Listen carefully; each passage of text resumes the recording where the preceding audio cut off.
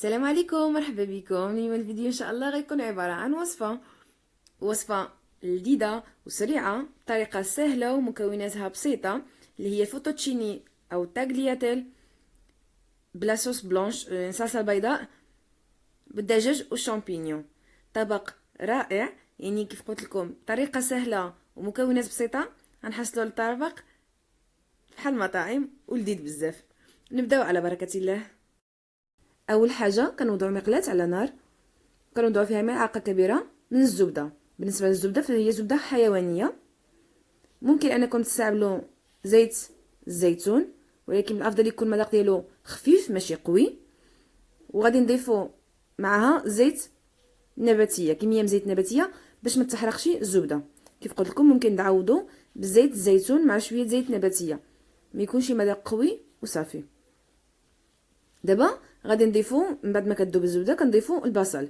كيف كتشوفوا هنايا بصل مقطع مربعات صغيره، يعني مقطع قطع صغيره، هو الاولي اللي غادي نضيفوه في المقلاة. وغادي نبقاو نحركوه حتى كيدبل شويه.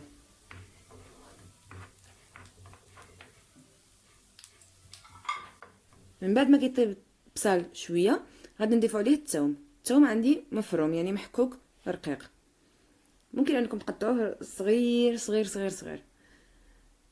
صافي غادي نضيفوه على البصل وغنستمروا في التحريك باش حتى هو كيطلق النكهه ديالو، كيمتزج مزيان مع البصل. والنار كتكون متوسطه الى هادئه. غادي نضيفوا دابا توابل اللي هما ملعقه صغيره من الملح. طبعا الملح كيبقى دائما على حسب الذوق كل واحد. غادي نضيف نصف ملعقه صغيره من الفلفل الاسود، كيف كتشوفوا عندي مع شويه الخرقوم او الكركم. هنايا نصف ملعقه صغيره من زنجبيل بودره او سكنجبيل غبره، نصف ملعقه. وكنمزجو مزيان هاد المكونات. بالنسبه للزبده الحيوانيه اللي كنستعمل فهي تابعه للشركه اللي كتوزع الحليب، يعني شركه اللي كتصنع الحليب نفس الشركه كتصنع الزبده. هذيك الزبده اللي كنفضل انني نستعملها في الطبخ. دابا غادي نضيفو الدجاج. بالنسبه للدجاج عندي هنا صدر الدجاج مقطع على شكل طولي، يعني قطع طويله، ممكن انكم تقطعوها قطع صغيره يعني مربعات صغيره. كنفضل في هذه الوصفه يكون مقطع على شكل طولي. بالنسبه للكميه طبعا على حسب عدد الافراد اللي عندكم. هنايا واحد صدر الدجاج كبير مقطع بهذا الشكل اللي شفتو، مع جوج بصلات كبارين متوسطين ولا كبارين، واربعه الفصوص د الثوم. طبعا الكميه كيف كنقول لكم دائما على حسب العدد الاسره ديالكم وعلى حسب المتوفر عند كل واحد. والمقادير غادي نخليها لكم مكتوبه بالتفصيل في اخر الفيديو كالعاده. ما تنساوش تضغطوا على زر الاعجاب، واللي ما مشتركش معنا مرحبا بك في الفيديو ديالنا. ما تنساش تضغط على زر الاشتراك الموجود اسفل الشاشه بالاحمر، واهم حاجه تفعيل زر الجرس باش يوصلكم كل جديد. نتمنى نكون عند حسن الظن ديالكم وكنفيدكم بادق التفاصيل. فهنايا في هذه المرحله الدجاج اذا بغيتو توقفوا في هذه المرحله فكافي. اذا بغيتو يكون طيب اكثر فكنخليوه شويه على النار، يعني نغطيوه ونخليوه شويه يزيد يطيب. انا غادي نخليها شويه تزيد طيب، غادي نغطي المقلاة ونخليها تزيد شويه طيب.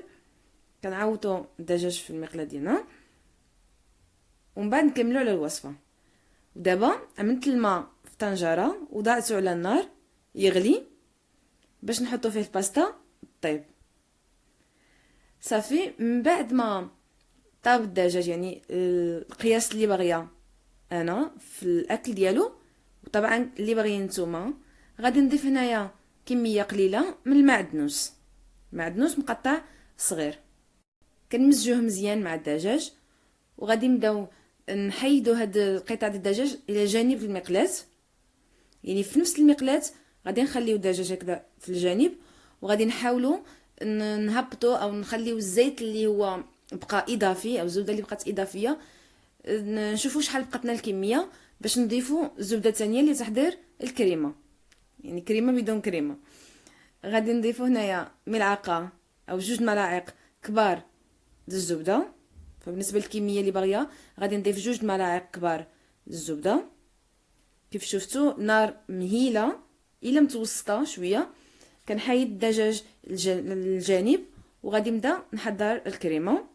بالنسبة للماء فهو كيغلي باش نحطو فيه الباستا. هنايا من بعد ما كتذوب هاد الزبده، يعني حتى كتذوب الزبده تقريبا، وغادي نضيفو لها 2 د الملاعق كبار د الطحين.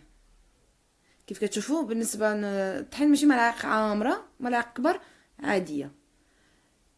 كنحاولوا نطيبوا مزيان هاد الطحين في الزبده يعني حتى كيطيب، والدجاج كنخليوه على جنب. فهنايا نسيت انني ما نضيف شامبينيون قبل ما نضيف الزبده والطحين. من الافضل ضيفوه على الدجاج قبل من انكم تضيفوا هاد المكونات الكريمه. فهنايا نسيت، ماشي مشكل، غادي نضيفوه في هاد المرحله، ولكن نحاول ما نخلطوش مع الطحين والزبده، يعني فقط نمزجو مع الدجاج. بالنسبه للشامبينيون فاستعملت انا شامبينيون معلب تقريبا كاس. اذا استعملتو شامبينيون طري افضل وافضل، المذاق ديالو كيجي حسن. وبالنسبه للكميه فعملوها مضاعفه، حيت شامبينيون طري ملي كيطيب كيدبل وكتقل الكميه ديالو.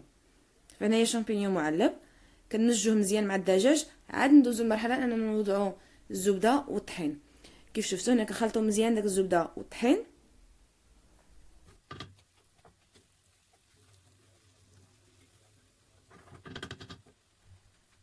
فمن بعد ما كيطيب شويه الطحين داك الزبده غادي نضيفو عليه الحليب. عندي نصف لتر من الحليب، كنضيفو شويه بشويه وكنستمروا في التحريك باش ما يتكورش. يعني كنبقاو نضيفو كميه الحليب وحنا كنحركو.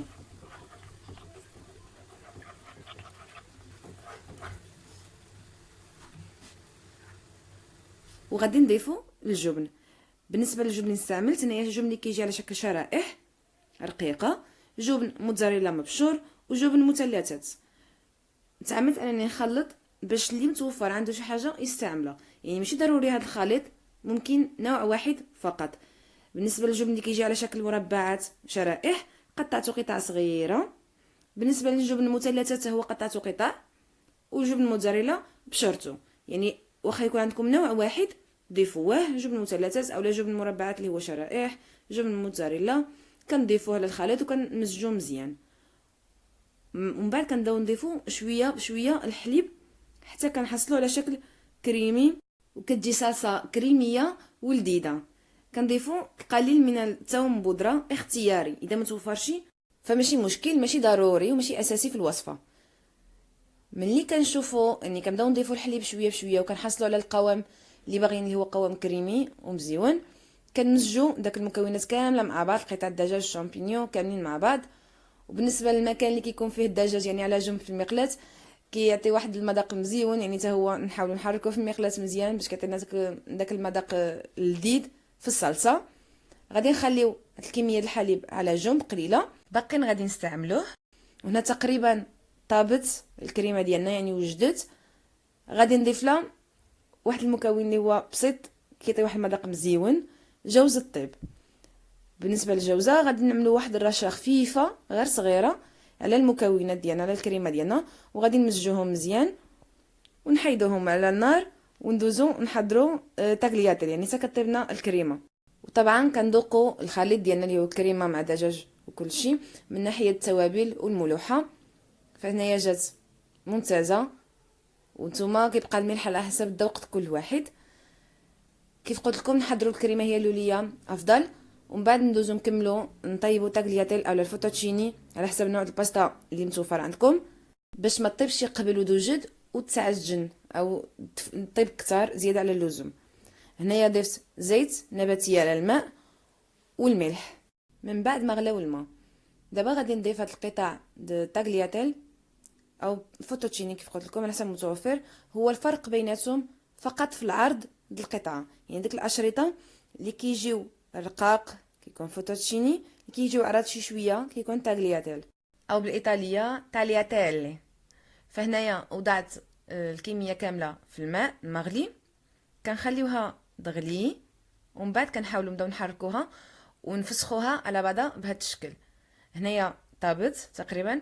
بالنسبه للوقت ديال الطياب كل نوع كيكون مكتوب المده على العلبه ديالهم، تقريبا متوسط 10 دقائق. فمن بعد ما كطيب غادي نزولوا الماء اللي كيبقى زايد اضافي. هنايا غادي نسخنوا هذاك الصلصه ديالنا. الكميه الحليب اللي احتفظنا بها في الاول كنحتاجوها في التسخين، حيت غالبا كتماسك هاد الصلصه ملي كتبرد. عليها كنخلي واحد الكميه الحليب على جنب، وكنضيفوها باش كنحصلوا على صلصه خفيفه. خصها تكون صلصه خفيفه ماشي متماسكه بزاف. كنضيفوا الحليب حتى كنكملوا كميه كامله وكتخفف الصلصه ديالنا. ممكن انكم تحتفظوا بالماء اللي كيكون في الباستا، ضيفوه مع الكريمه حتى هو كيخففها، وكتجي الصلصه حتى هي مزيونه ولذيذه، حيت الماء الباستا حتى هو كيكون ثقيل شي شويه وكيجي لذيذ. كنضيفوا المعدنوس طري في الاخر، ودابا غادي نضيفوهم مع بعضهم. بالنسبه الماء اللي قلت لكم ديال الباستا، ممكن انكم تحتفظوا يعني ملي تجي تصفيوه ما تصفيوهش كامل، تخليو واحد الكميه قليله من الماء مع الباستا، وغادي نضيفوا عليها الصلصه باش كتجي صلصه خفيفه وفي نفس الوقت قلت لكم لذيذه. يعني المذاق الباستا ماشي بحال الماء عادي، كيكون مملح مع شويه الزيت، وكذلك المذاق الباستا في داك الماء.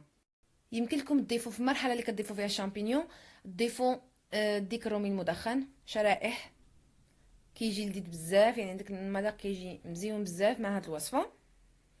فانا كنمزجوها مع بعض، يعني الباستا ديالنا اللي هي تاغلياتيل مع لاصوص، كنحاولوا اننا نمزجوهم غير بشويه باش ما تعجنش الباستا وما تهرش.